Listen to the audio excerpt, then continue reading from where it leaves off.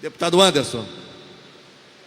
O Anderson, eu vejo Vossa Excelência saindo momentaneamente, e antes de começar a minha inscrição, queria apenas, deputado Jânio Mendes, dizer que é de uma insensibilidade, deputado Anderson, é de uma insensibilidade, vai assumir a presidência, esse veto agora, conversava com o deputado Luiz Paulo, é uma insensibilidade completa, aliás, uma falta de bom senso impressionante, porque refugiados qualificados, deputado doutor Giulianelli, titulares do grau de mestre, do grau de doutor, alguns que já fizeram, que não é bem um diploma, mas fizeram um estágio sênior de pesquisa, como é o pós-doutorado, que ficarão no Rio de Janeiro na condição de refugiados, que já tem essa condição reconhecida, um pré-requisito no projeto, como é óbvio, e o governador veta.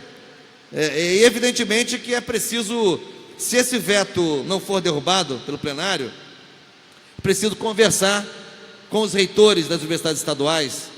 Conversava também com o Luiz Paulo sobre isso. Enfim, as universidades têm autonomia de gestão. Uma resolução aprovada no Conselho Universitário da UERJ, ou da UENF, ou da UESO, pode deliberar pela não imputação de cobrança para a revalidação de diplomas desses cidadãos. Por isso, fazer o registro da boa iniciativa de Vossa Excelência, da incrível insensibilidade demonstrada pelo desgoverno estadual mais uma vez. Mas eu queria, na verdade, presidente Anderson Nogueira, aproveitando a ocasião de ser o primeiro orador desta sessão, cheguei antes do Luiz Paulo uns 10 minutos, mas para fazer a assinatura do livro, quando o Luiz Paulo chegou já estava lá, mas enfim, meu querido Luiz Paulo. Mas queria fazer um relato de duas atividades que, de certa maneira, se articulam, que aconteceram ontem à noite e hoje pela manhã. Ontem à noite, mais uma rodada, mais uma reunião plenária ordinária do Fórum de Diálogo com as Mulheres Negras da Alerj, e ontem na pauta um debate sobre um balanço dos 60 dias da intervenção federal militar no Rio de Janeiro. Contamos com a presença do professor Michel Miss, da UFRJ, do IFIX, não é? É um dos principais especialistas no tema, que pesquisa o fenômeno da violência no Rio de Janeiro há 40 anos, e ele esteve conosco, o deputado Anderson Nogueira. Ele prestou uma colaboração importante na CPI dos autos de resistência, que Vossa Excelência acabou presidindo, exercendo a presidência quase toda a CPI.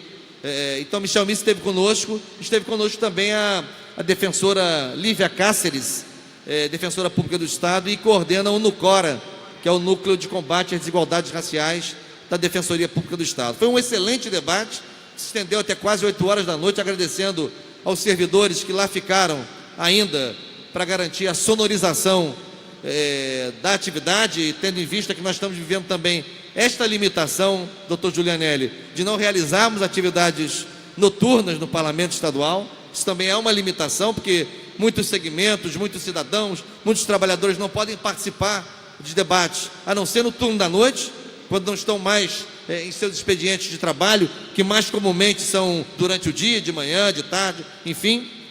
Então tivemos esse debate ontem, o Fórum Permanente de Diálogo com as Mulheres Negras da Alerj marcou mais um ponto, aprofundando a discussão sobre a intervenção federal militar no Rio de Janeiro. E hoje de manhã, uma atividade que também se coaduna, que se articula com esta de ontem à noite, tivemos uma sessão da CPI que investiga o genocídio de jovens negros e pobres no Rio de Janeiro, CPI que é presidida pelo deputado Zaqueu Teixeira. E hoje tivemos na CPI 2 depoimentos importantes. A pesquisadora do Instituto de Segurança Pública, do ISP, Vanessa Campanhar, e o professor Inácio Cano, da UERJ, que também pesquisa o tema há muitos anos. O que nos chamou a atenção, que na verdade nas exposições de hoje foram ressaltadas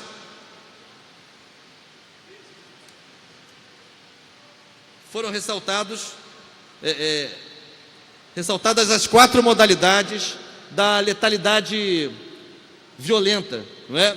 Homicídio doloso, os chamados autos de resistência, as mortes decorrentes da intervenção policial, o latrocínio e a lesão corporal seguida de morte.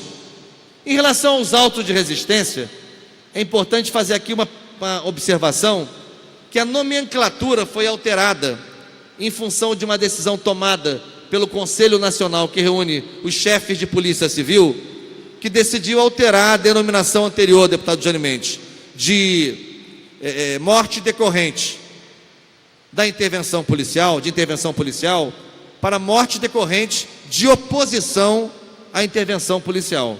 De saída, isso já chama a atenção, porque parece que falar a priori que já houve oposição à intervenção policial já legitimaria a letalidade violenta da polícia nesse caso.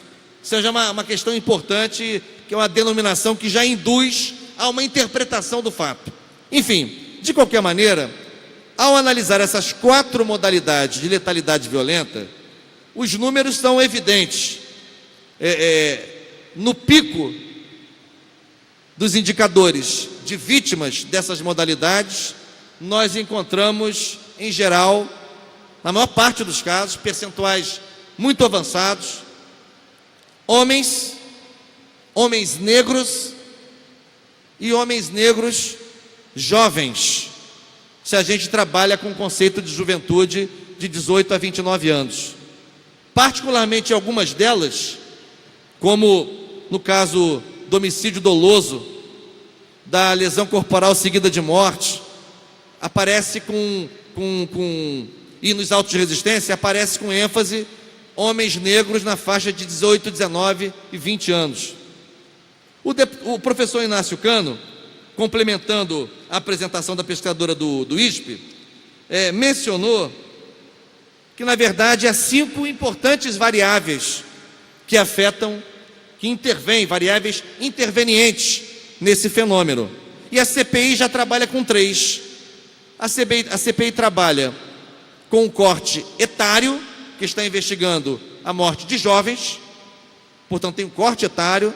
A CPI trabalha com um corte social, que a CPI trabalha com jovens pobres, portanto que estão na faixa da pobreza, em termos de sua renda per capita familiar, renda per capita da vítima, e trabalha com um corte racial, já que a CPI trabalha com jovens negros e pobres. No debate sobressaiu também um elemento, que é a questão do local de residência dessas vítimas, da região em que vivem, do bairro em que vivem, dos locais onde moram, ou seja, o habitat dessas vítimas.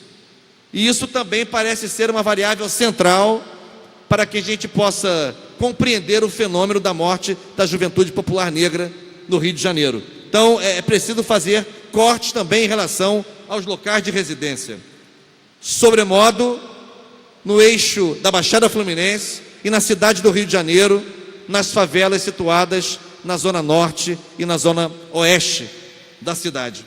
Outra variável importante que sobressaiu é o corte relacionado à taxa de escolaridade. Deputado Luiz Paulo, que aparece com muita frequência nos casos apresentados. Essas vítimas, além de jovens, além de negros, além de pobres, além de moradores de áreas periféricas ou favelas da região metropolitana, são também jovens que tiveram um percurso escolar muito acidentado e que têm taxas de escolaridade baixíssimas.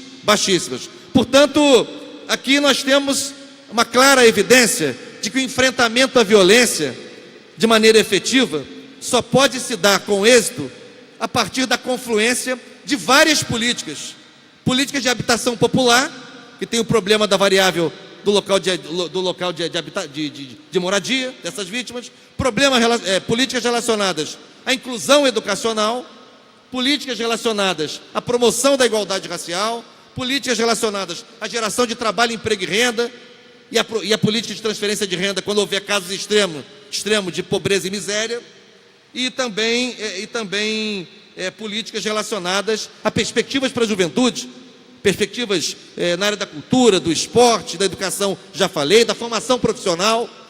E o professor Inácio Cano, vou concluir, deputado Anderson, falou ainda de 3 outros elementos de pesquisa recente com a qual vem trabalhando. Primeiro, demonstrou que em cidades com maior densidade populacional e com maior crescimento populacional, o fenômeno da violência se manifesta também de forma mais intensa. Mencionou também que cidades, aí trabalhando com variáveis municipais, municípios que apresentam as taxas mais baixas no IDEB, no Índice de Desenvolvimento da Educação Básica, são também municípios com maior presença do fenômeno da letalidade violenta. E por último, municípios em que se apresenta uma renda. Mas assim, aí ele fez um corte na investigação dele que acho interessante compartilhar com os deputados aqui. A renda 20 anos atrás, que ele faz um estudo longitudinal da renda, e ele mostra, olha, os municípios em que há 20 anos só pode ser atrás, imagina, em que há 20 anos a renda era essa, 20 anos depois, quando aquela criança, o Anderson, está com 18, 19, 20 anos, não é? Isso é um indicador também de como a renda continuadamente baixa acaba levando a uma letalidade violenta maior, sobretudo na juventude. E aí o que me parece, para concluir, importante ressaltar é o seguinte: vejam, as políticas que vêm sendo implementadas no Brasil parecem ir numa direção oposta ao combate à violência. A gente tem uma DRU que aumentou para 30% o percentual e estendeu a possibilidade de desviar recursos da educação para os estados e para os municípios. Então é menos dinheiro para a educação, não é mais.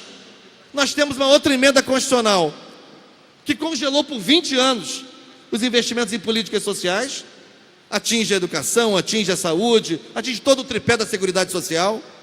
O Estado do Rio de Janeiro tem uma programação orçamentária que é menos de 0,5% do orçamento para assistência social, 0,38%, é a programação, não é a execução orçamentária não. Então, o que a gente conclui, e vou concluir eu mesmo aqui, que é preciso, que o conjunto de políticas que vem sendo implementadas, seja pelo governo federal, seja pelo governo estadual, não estão indo na direção do enfrentamento à violência. E a resposta é uma intervenção federal militar, com as Forças Armadas, com o Exército, que, na minha opinião, é mais do mesmo em relação às políticas de operações militares nas favelas, desta feita com o Exército, que aliás nem tem preparação para fazer policiamento ostensivo. Por isso que eu acho, sem querer assim, jogar na onda do quanto pior melhor, mas eu não faço nenhuma aposta, não jogo nenhuma ficha que essa modalidade de enfrentamento à violência, intervenção federal militar pelo Exército, seja capaz